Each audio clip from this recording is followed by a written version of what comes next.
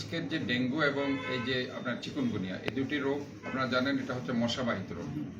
মশক নিধন অভিযানের জন্য গতকালকে আপনারা দেখেছেন চট্টগ্রাম মেডিকেল কলেজ হসপিটাল আনুষ্ঠানিকভাবে আগামী 3 মাসের জন্য আমরা একটা ক্র্যাশ প্রোগ্রাম আমরা নিয়েছি এবং সেটার হাত ধরেই আমরা এই যে চিকুনগুনিয়া এবং মশার যে ওষুধ আমরা নতুন কিছু ওষুধ আমরা ক্রয় করেছি, সেটা হচ্ছে শিকাগোর একটা রিচার্জ প্রোডাক্ট আমরা সম্প্রতি নিয়েছি। যদিও এটা অনেক দামি ওষুধ, কিন্তু এটা ভেরি ইফেক্টিভ আমি মনে করছি এবং আমরা বেশ কয়েকটি জায়গায় পরীক্ষামূলকভাবে সেই ওষুধটি আমরা দিয়ে পরীক্ষা করেছি এবং সেখানে ভালো রেজাল্ট পেয়েছি।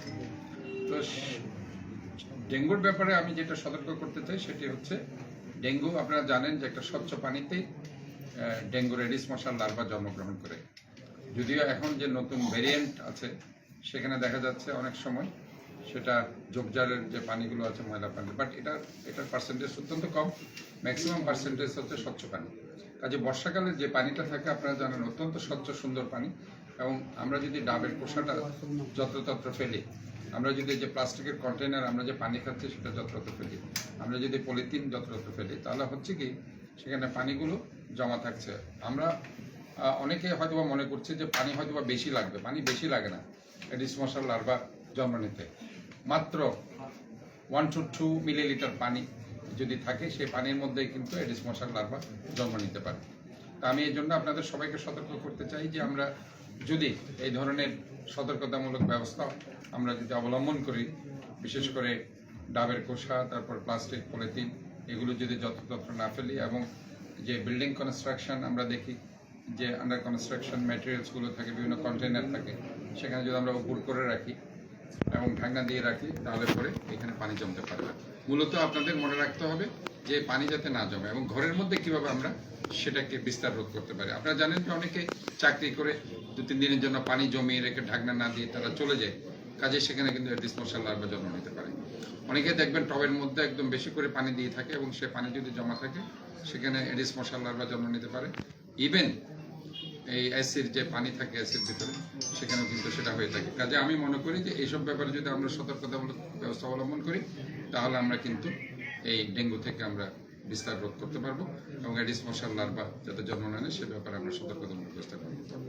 আরেকটা জিনিস আমি আপনাদের বলতে চাই যে আমরা শুধুমাত্র গণসচেতনতা বৃদ্ধি করছি না। আপনারা গতকালে দেখেছেন আমরা লিফলেট বিতরণ করেছি, আমরা মাইকিং করেছি, আমরা বিভিন্ন জায়গায় সেটা আমরা ব্যানার ফেস্টুন আমরা দিচ্ছি। তবে যে জিনিসটা আমরা করছি সেটি হচ্ছে, এখন এডিস মশার লার্ভা আমরা বিভিন্ন জায়গায় গিয়ে আমরা দেখবো, আমাদের ম্যাজিস্ট্রেট যাবে, অতীতে আমরা সেটা করেছি। যদি দেখা যায় যে সেখানে কোনো লার্ভা সেখানে জন্ম নিচ্ছে, তাহলে সেসব বাসা এবং ওই জনের বিরুদ্ধে আমরা ব্যবস্থা নিব। সেটা আমরাও আগে ব্যবস্থা নিয়েছি। সেখানে হয়তো সেটা দেখা যাচ্ছে বিভিন্ন ধরনের মামলা, কারাগার প্রেরণ, এগুলোও থাকতে পারে এবং সেখানে অর্থনৈতিক দণ্ডও থাকতে পারে।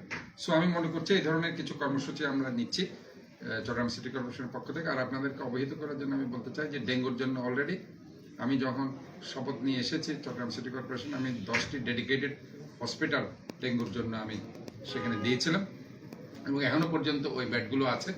এবং ডেঙ্গুর যে অ্যান্টিজেন টেস্ট, সেই অ্যান্টিজেন টেস্ট আমরা কিন্তু ফ্রি করে দিচ্ছি। আর এখানে করোনার জন্য আপনারা দেখেছেন যে আমি 20 বেডের একটা আইসোলেশন সেন্টার আমরা শুরু করেছি। 15 বেড আছে, আর 5 বেড আমরা বিস্তার করব। সেখানে আপনারা দেখেছেন যে আমরা অক্সিজেন কনসেন্ট্রেটর থেকে শুরু করে, কন্টিনিউয়াস অক্সিজেন থেকে শুরু করে, এবং সেখানে আমাদের যে স্টাফ নার্সেস, আমরা ডক্টর সেখানে আমরা নিয়োগ দিয়েছি। এবং সবচেয়ে বড় কথা হচ্ছে সেখানে যে র্যাপিড অ্যান্টিজেন টেস্ট আছে, যেটা দিয়ে আমরা করোনা ডিটেক্ট করা যায়, সেটা কিন্তু আমরা ব্যবস্থা করেছি। এবং পাশাপাশি ডেঙ্গুর যে কমপ্লিট ব্লাড কাউন্ট থেকে শুরু করে সেগুলো কিন্তু শেখানো হচ্ছে এবং ডেঙ্গুর টেস্টও শেখানো হচ্ছে। আর আপনারা বোধহয় সেদিন অনেকে দেখেছেন, সেদিন ভ্যাকসিনেশন যেটা ডেঙ্গুর, সেটা কিন্তু আমরা ব্যবস্থা করেছি। সেখানে বিনামূল্যে ভ্যাকসিনসটা দেওয়া হচ্ছে। যারা ভ্যাকসিনস আগে নিয়েছে ডেঙ্গুর, ইতিমধ্যে গত 1 বছরের মধ্যে নেয়নি, তাহলে তারা এই বুস্টার ডোজটা নিতে পারে। সেখানে একটা ডোজ নিতে পারে, সেখানে সেই ব্যবস্থাটা আমরা সিটি কর্পোরেশন রেখেছি। তো মোদ্দা কথা হচ্ছে যে সিটি কর্পোরেশনের বাইরে আমি বলছি, যেটা আমি অলরেডি চট্টগ্রাম মেডিকেল কলেজ গিয়েছি, চট্টগ্রাম জেনারেল হসপিটাল গিয়েছি, মা শিশু hospital, international medical college hospital, তো প্রতিটি জায়গায় কিন্তু ডেঙ্গুর জন্য স্পেশালাইজড সেন্টার করা আছে। বিশেষ করে চিটাগং মেডিকেল কলেজে তারা আইসিইউ ইউনিট থেকে শুরু করে সেখানে হাইফ্লো নেজাল ক্যানুলা থেকে শুরু করে অক্সিজেন কনসেন্ট্রেটর থেকে শুরু করে সব ধরনের সুবিধা সেখানে আছে।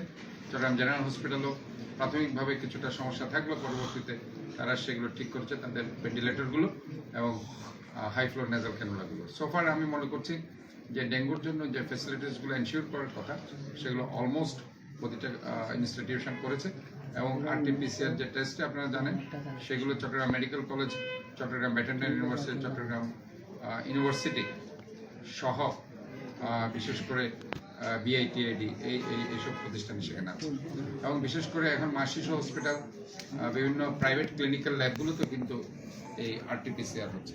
সো আমি মনে করি ইনশাআল্লাহ চট্টগ্রাম প্রস্তুত আছে। তবে মেইন যে কথাটা সেটি হচ্ছে প্রিভেনশন সবসময় বেটার দেন কিউর।